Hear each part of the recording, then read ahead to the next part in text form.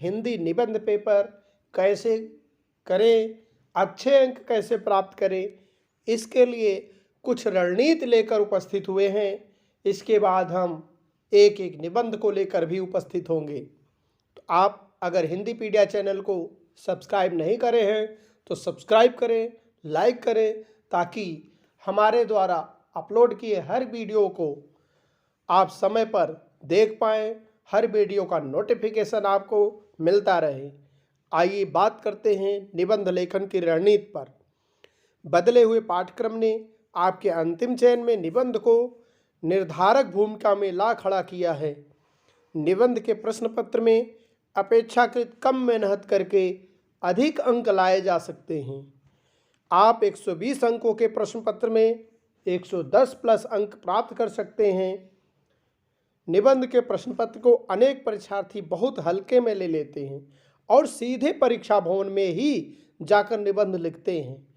इनमें कुछ प्रतिभाशाली विद्यार्थी जो स्कूल और कॉलेज स्तर पर निबंध लेखन करते रहे हैं, वे बेहतर प्रदर्शन कर सकते हैं, परंतु परीक्षार्थियों के एक बड़ा समूह अपने अति आत्मविश्वास का शिकार हो जाता है, जिस कारण से सभी में तो ऐसी प्रतिभा नहीं हो सकती कि सीधे परीक्षा भवन में निबंध लिखें और 110 प्लस पाएं। आखिर निबंध की तैयारी कैसे की जाए, इसके लिए कौन सी किताब पढ़ी जाए, तो यहाँ आपको स्पष्ट कर दें कि ऐसी कोई एक किताब नहीं है। ऐसी कोई भी एक किताब नहीं है जिसे आप पढ़कर रातों रात या रटकर निबंध लिख सकें। इसके लिए आपको रणनीति बनानी होगी। रणनीति जो इस तरह से है, अब आप सोच रहे होंगे कि ऐसा क्या है जो निबंध के प्रश्न पत्र में आपको सहज और सफल बनाएगा। तो इसके लिए कुछ विचार हैं, जैसे आप अपने रचनात्मक और कलात्मक कौशल का परिचय देते हुए रचनात्मक और कल्पनात्मक कौशल का परिचय देते हुए दिए गए विषय की अवधारणा को स्पष्ट करें।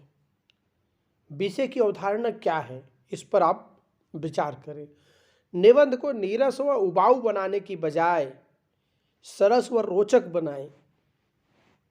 सिविल सेवा परीक्षा के वर्तमान प्रारूप में निबंध लेखन में एक चुनौती यह भी आती है कि कम से कम शब्दों में पूरे विषय को स्पष्ट कैसे किया जाए। इसके लिए जो सबसे ज़रूरी बात है वह यह है कि नियत समय व नियत शब्द सीमा में लिखने का अभ्यास करें। नियत समय अथवा नियत शब्द सीमा में लिखने का अभ्यास करें। प्रारंभिक परीक्षा के पश्चात बचे हुए समय में जो सबसे पहला कार्य आपको करना है वह है अधिक से अधिक विषयों पर लेखन अभ्यास, खासकर उन विषयों पर जो सिविल सेवा परीक्षा में अब तक पूछे जा चुके हैं।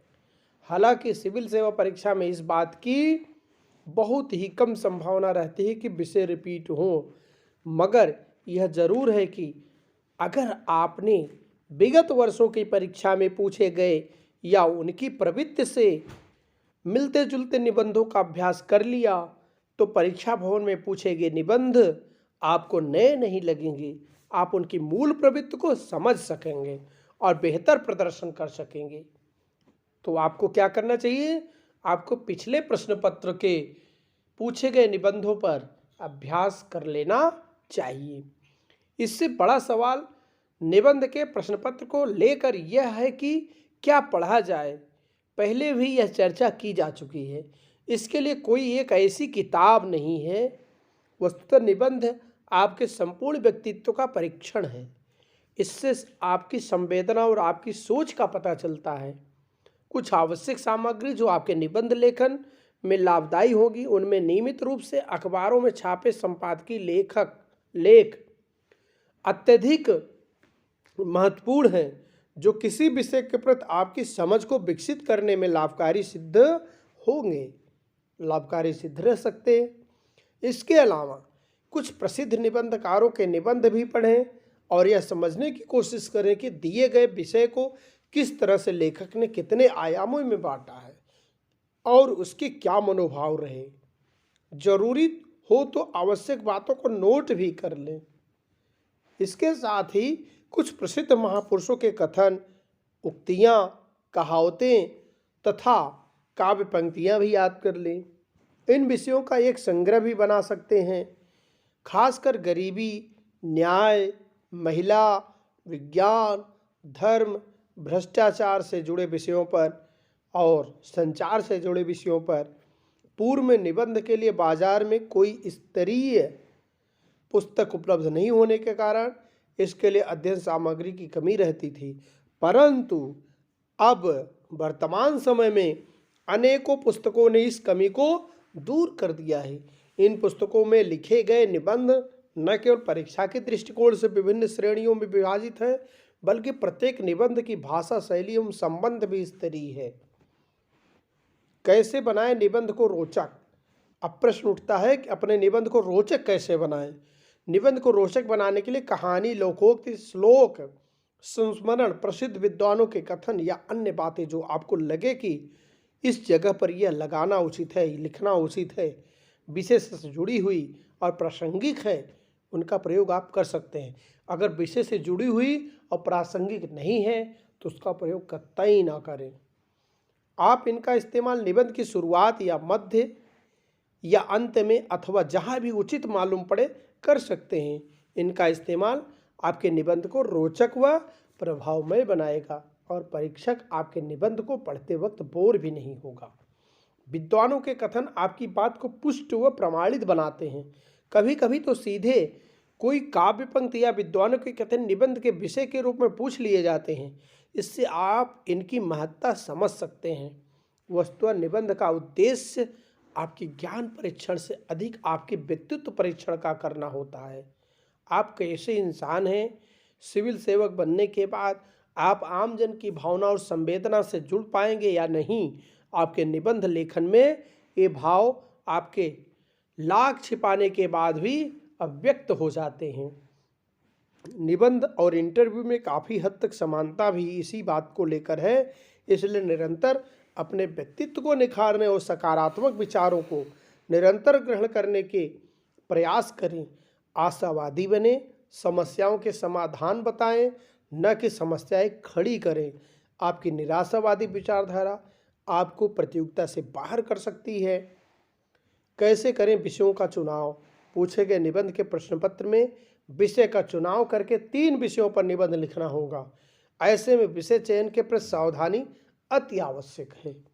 आप दिए गए विकल्पों में से जिसमें अधिक सहज हो, जो आपकी रुचि से जुड़ा हो, उसका चयन करें, लेकिन यह चयन सोच समझ कर करें, क्योंकि एक बार लिखना शुरू करने के बाद फिर आपको लगे कि आप किसी और विषय पर ज़्यादा अच्छा लिख सकते थे, तो इससे आपके समय और ऊर्जा दोनों की बर्बादी होगी, साथ ही आपका आत्मविश्वास भी गिरता है।